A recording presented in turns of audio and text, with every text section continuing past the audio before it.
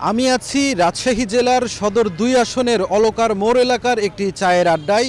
আসন্ন ত্রয়োদশ জাতীয় সংসদ নির্বাচন নিয়ে সাধারণ মানুষ ও ভোটারদের প্রত্যাশার কথা জানব।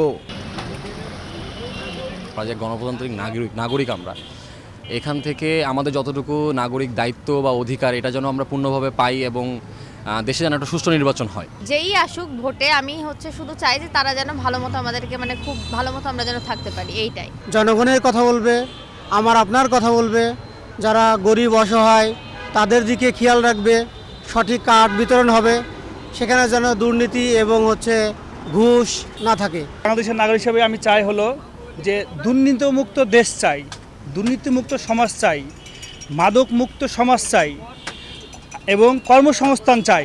নারী নিরাপত্তা বিষয়টা এখনও আমাদের দেশে অনেক পিছায় আছে। আমি চাইবো যে কর্মক্ষেত্রে রাস্তাঘাটে যেন আমরা সেফ ফিল করি নারী হিসেবে।